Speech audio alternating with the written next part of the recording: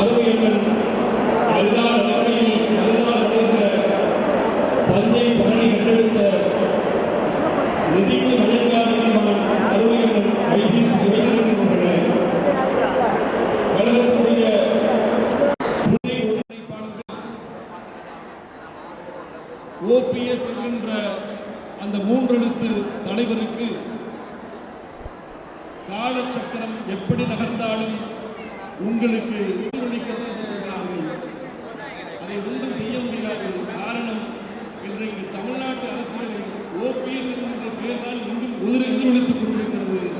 அந்த எதிரொலிப்பைத்தான் இந்த அரங்கமும் வழிமொழித்துக் கொண்டிருக்கிறது என்பதுதான் உண்மை.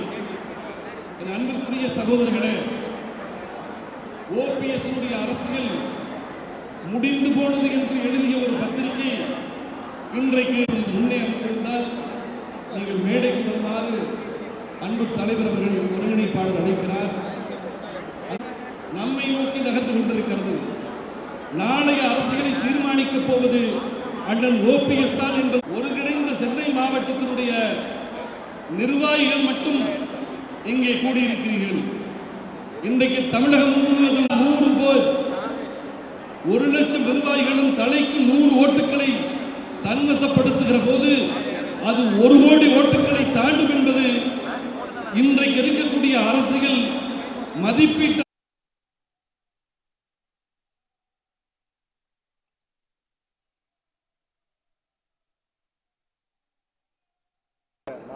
பிரதமர் அவர்களை சந்திப்பதற்கு வாய்ப்பு கேட்டிருந்தேன். வரவேற்பதற்கும் சண்டா பண்ணுவதற்கும் வாய்ப்பு தந்தார்கள். மனநிறைவோடு அதை பணியும். அரசியல் ரீதியான சந்திப்பா, அது அரசியல் ஏதாவது விவாதிக்கப்பட்டதா? இந்த சந்திப்பில் அரசியல் எதுவும் இல்லை. நீங்கள் நாடாளுமன்ற தேர்தல் தொடர்பாக டெல்லி செல்ல வாய்ப்பு இருக்கிறதா? வாய்ப்புகள் வரும்போது உறுதியாக டெல்லி செல்வோம். இதுவரைக்கும் அழைப்பு எதுவும் கொடுக்கப்படலையே. இதுவரைக்கும் அழைப்பு கொடுக்கப்படலையே. முதல்ல கேள்வி பதில் இருக்கு. நீங்கள் பிரதமருக்கு ஒரு கடிதம் கொடுத்ததாக சொல்கிறாங்க. எது தொடர்பான அந்த கடிதம் தெரிஞ்சுக்கலாங்க? பொதுவாகவே நான் சந்திக்கும் போதெல்லாம் வாழ்த்து கடிதத்தை அவரிடம் தருவேன். நலமுடன் இருக்க வேண்டும் என்று வாழ்த்து கடிதம். சிரிக்கிறீங்க. நாடாளுமன்ற தேர்தலில் எங்களுடைய நிலைப்பாடு, நான் பல கூட்டங்களில் ஒவ்வொரு மாவட்ட கூட்டங்கள் முடிந்து செய்தியாளர்கள் பத்திரிகை தொலைக்காட்சி நிலையை பார்க்கும்போதெல்லாம் 10 ஆண்டு காலம் மாண்புமிகு பாரத பிரதமர் இந்திய திருநாட்டின் பிரதமராக பொறுப்பேற்றதிலிருந்து பல்வேறு திட்டங்கள், தொலைநோக்கு பார்வையுள்ள திட்டங்களை இங்கு ஆரம்பித்து அவரே தொடங்கி வைத்திருக்கிறார். உலக நாடுகளில் கிட்டத்தட்ட உலகத்தில் இருக்கின்ற 80% நாடுகள் நம்முடைய இந்தியாவுடைய வளர்ச்சியை பார்த்து பிரமித்திருக்கிறது. நான் மிக பாரத பிரதமருடைய கடமையை, அவருடைய செயல்திறன், அவருடைய சுறுசுறுப்பு, அவருடைய பணி திட்டமிடுதல், முடிக்கின்ற பணிகளை பார்த்து, உதாரணத்திற்கு சந்திரயான் சென்றிலிருந்து நம்முடைய இந்திய திருநாடு மாண்புமிகு நரேந்திர மோடிஜி அவர்களால் உச்சத்திற்கு தொடுகின்ற நிலை இப்போது இருக்கிறது. இல்லை, இப்போ கடந்த ஆட்சியில் சொன்ன ரகசியங்களை வெளியிட்டா திரு எடப்பாடி பழனிசாமி திகார் சிறைக்கு செல்வன்னு சொல்லியிருக்கீங்க. அது என்ன ரகசியம் சார்? ரகசியம்னு சொல்லிட்டு எப்படி வெளி சொல்ல முடியும்? அதனாலதான் ரகசியம்னு சொன்னேன். அது ஒரு அரசு சம்பந்தமான இது. அந்த ரகசியத்தை வெளிப்படுத்தினா ஆகணும். தெரியப்படுத்தவர்களும் தெரியப்படுத்துவது அது ஆட்டோமேட்டிக்காக வரும். பின்னால் வரும். வழக்கு விசாரணைக்கு வரும்னு சொன்னீங்க. இன்னும் நம்பிக்கை இருக்கா உச்சநீதிமன்றம் உங்களுக்கான சாதகமான தீர்ப்பு? கடைசி வரை வழக்கு எங்களுக்கு முழு நம்பிக்கை இருக்கிறது. கீழிருந்து உச்சநீதிமன்றம் தான் மீதான தீர்ப்பை வழங்க இருக்கிறது. அந்த தீர்ப்பில் எங்களுக்குரிய நியாயமான புரட்சித் தலைவர் உருவாக்கிய சட்ட விதிக்கு நியாயம் கிடைக்கும் என்று நாங்கள் எதிர்பார்க்கிறோம். கடந்த மாதம் 26ஆம் தேதி அதிமுக பொதுக்குழு கூட்டினாங்க. இந்த முறை எந்தவித பதட்டமும் இல்லாமல் நாங்கள் பொதுக்குழுவை திட்டமிட்டபடி நடத்தியிருக்கோம் அப்படின்னு சொல்லி பெருமையாக சொல்லியிருக்காங்க. யாரு? திரு எடப்பாடி பழனிசாமி. இல்லை, அப்போ நடந்த பொதுக்குழுவில் யாரெல்லாம் உட்கார 6 மணிக்கு உட்கார வைத்தாலும் உங்களுக்கு தெரியும். யாரெல்லாம் தண்ணி பண்ண கொண்டு எரிஞ்சாலும் உங்களுக்கு தெரியும். இப்போ அவங்களாம் உட்காந்துருக்காங்க.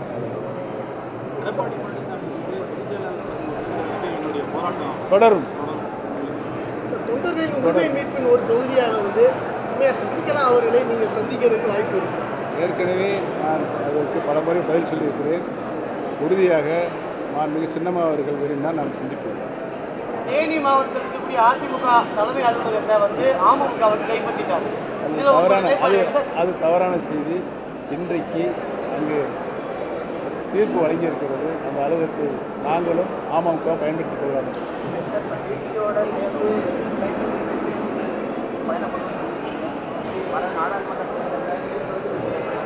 உறுதியாக அமமுகவுடைய பொதுச் செயலாளர் டிடி தினோடு இணைந்து நாடாளுமன்ற தேர்தலில் நாங்கள் பணி செய்வோம். தேர்தலில் கூட்டணி அமைத்து போடுவோம். உங்களை கூட்டி தான் முதல்ல சொல்லுவோம் பத்திரிகை செய்தி.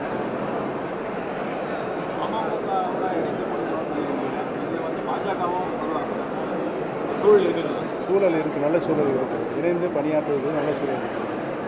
நீங்க முன்னாடி ஒரு செய்தியாளர் சந்திப்பு சொன்னீங்க, பாஜக வந்து கூட பேசிட்டு இருக்காங்க அப்படின்னு. அந்த பேச்சுவார்த்தை திடமா இருக்கா, உறுதியா இருக்கா? இந்த நிமிஷம் வரைக்கும் தொடர்பில் இருக்குது. அதிமுக அளவுலயே இந்த மாநில அளவு அகில இந்திய அதிமுகவில் வந்து பாஜக கூட்டணி வெளியே போயிடுச்சு, சிறுபான்மையினர் ஓட்டு எங்களுக்கு சொல்லி எடப்பாடி பழனிசாமி தரப்பு சொல்றாங்க. சுத்த பொய். கொங்கு மண்டலம் உங்களுக்கு தான் சொல்றீங்க. எதன் அடிப்படையில் சொல்றீங்க? அங்கே இருக்கக்கூடிய முன்னாள் அமைச்சர்கள் இருக்காங்க, எடப்பாடி பழனிசாமி இருக்காரு. அப்படி இருக்கும்போது நீங்க கடுமையான வேறுப்பு இருக்கு மக்களுக்கு. அவங்களுக்கு தான் தலைவர் வகுத்து தந்த வரிய சட்ட விதியை மாற்றுவதற்கு இடமில்லை என்று அவரே சட்ட விதியை வகுக்கின்ற போது ஒரு இறுதியான முடிவை அவர் வச்சிருக்காரு. அதை போய் மாற்றுறதுக்கு யாருக்கு அந்த அதிகாரம் கிடையாது. 50 வருஷம் அந்த 20 தலைவருக்கு தெரியாது, அவருக்கு தெரிஞ்சிருச்சா? திமுக ஆட்சிக்கு வந்து 2 ஆண்டுகள் நிறைவேற்றிருக்கிறது. இதுவரைக்கும் கொடநாடு கொள்ளை வழக்கில் வந்து எந்த விதமான தீவிர நடவடிக்கை நாங்கள் ஆர்ப்பாட்டம் செய்திருக்கிறோம். அந்த கொடநாடு கொலை நடைபெற்றது திரு எடப்பாடி பழனிசாமி முதலமைச்சராக இருந்தபோது நடந்தது. அப்போது நாங்கள் கடுமையுடன் நடத்தி கொண்டிருந்தோம். அப்பொழுதே கடுமையான அறிக்கையை நான் அப்பொழுதே வெளியிட்டிருந்தேன். உண்மையான குற்றவாளிகளை மாண்புமிகு அம்மாவுடைய இல்லத்திற்கு நுழைகின்ற தைரியம் யாருக்கு இருக்கிறது? அங்கே கொலை நடந்திருக்கிறது. தொடர்ச்சியாக 6 கொலை நடந்திருக்கிறது. இதை விரைவாக கண்டுபிடிப்பது தான் ஒரு மாண்புமிகு முதலமைச்சருக்கு உரிய பணி, கடமை. அதை செய்யும் என்று சொல்லியிருக்கிறது அறிக்கை வராது.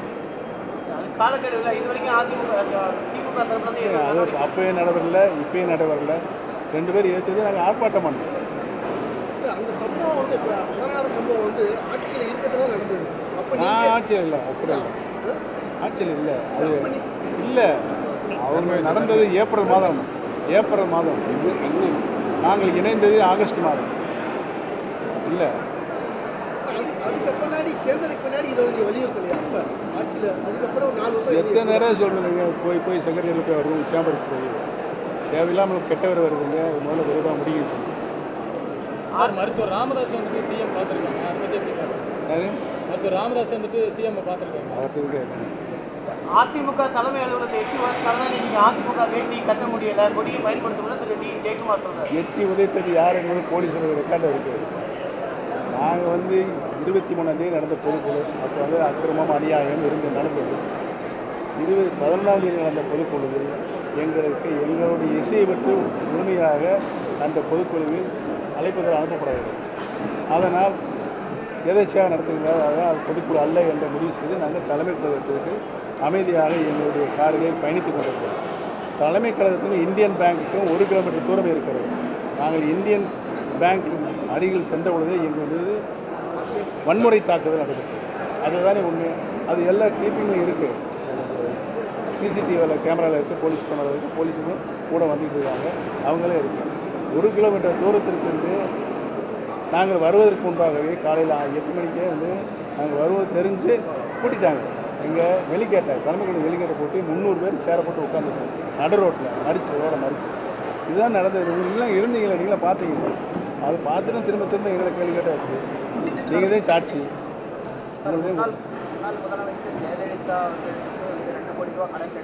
கடன் இல்லைங்க ஐயோ, நான் இதாங்க நீங்கள் மறுபடியும் பல கூட்டத்திட்டம் முழுமையான விளக்கம் தந்துருக்கேன். சொல்றது பொதுக்குழுலே வாசிச்சிருக்கேன். நான் நல்லா கேட்டுக்கேன் முழுமையாக. மாண்புமிகு அம்மா அவர்கள் அவருக்கு 2 கோடி ரூபாய் ரெக்கார்டர் பூர்வமாக கட்ட வேண்டியிருந்தது. புரிஞ்சுக்கிட்டீங்களா? அதை கேட்டார்கள். கட்சி பண்ணிலிருந்து திரும்பி சொல்லுவோம். நான் 1 வருடத்தில் அதை திருப்பி கொடுத்துடுவேன் என்று சொன்னார். நான் காசோலையமாக கொடுத்ததும் அதற்கு அடுத்து நடைபெற்ற பொதுக்குழுவில் நான் வாசித்திருக்கிறேன். பொருளாளர் என்ற முறையில் அந்த வரவு செலவு கொண்டு வரும்போது மாண்புமிகு அம்மாவுக்கு 2 கோடி ரூபாய் காசோலை மூலம் தந்ததை வாசித்திருந்தோம். மீண்டும் மாண்புமிகு அம்மாவில் பொதுக்கு முடிஞ்ச பிறகு கொடுத்துட்டாங்க, செக்காக கொடுத்து அது வரவாயிருச்சு அக்கௌண்ட்டில். அதுக்கு அடுத்து நடந்த பொதுக்குழுவிலையும் நான் வாசிச்சிருக்கேன். பொருளாளர் என்ற முறையில் வரவு செலவு வருஷம் வாசிப்பேன். இப்போ இந்த அநியாயமாக நடந்த பொதுக்குழு அப்போதே நீ வாசிக்க விடலை, அதுக்குள்ளே கூட முடிச்சிட்டாங்க அவங்களாம். அந்த பொதுக்குழுவையும் நான் கொடுத்தது கட்சியிலேருந்து கொடுத்ததையும் நான் பொதுக்குழுவை வாசிச்சிருக்கேன். திரும்பவும் அம்மா அவர்கள் திருப்பி செலுத்தியதையும் நான் பொதுக்குழுவை வாசித்திருக்கேன். இவ்வளவு பத்திரிகை தொலைக்காட்சி நம்பருக்கு அனைவருக்கும் தெரியும்.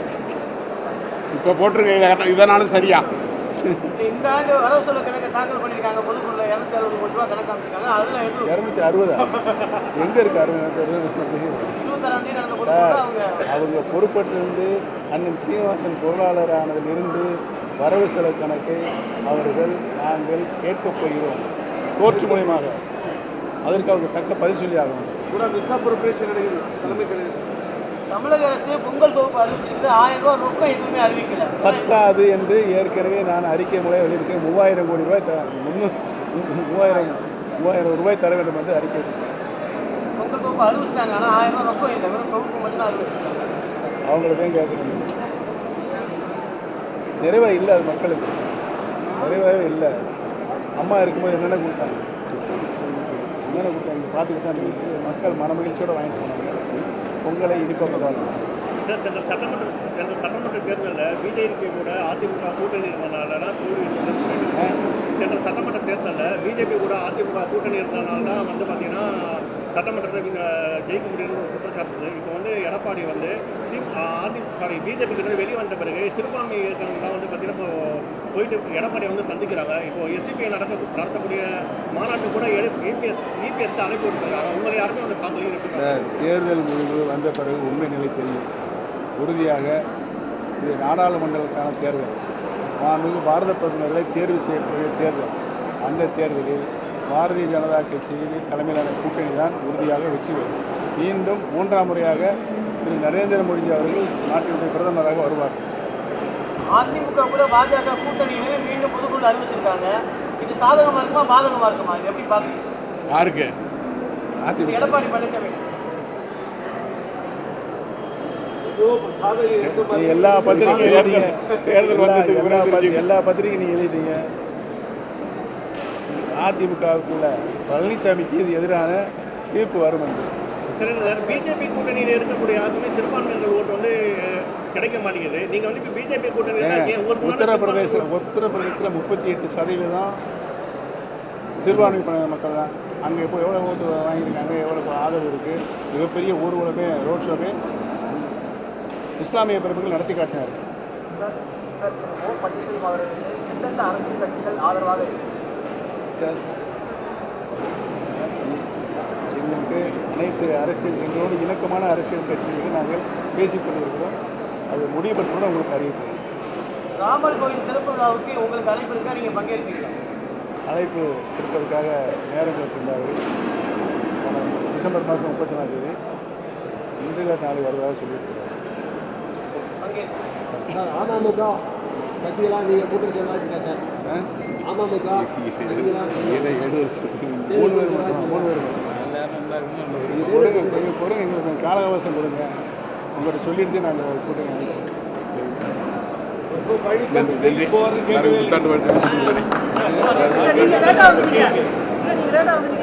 பத்திரிகை மற்றும் தொலைக்காட்சி நண்பர்களுக்கு எங்களுடைய இதயபூர்வமான இனிய புத்தாண்டு வாழ்த்துக்களையும் பொங்கல் திருநாள் வாழ்த்துக்களையும் தெரிவிக்கிறேன். மிகுந்த ஒத்துழைப்போட கேள்வி கேட்டீங்க. வணக்கம்.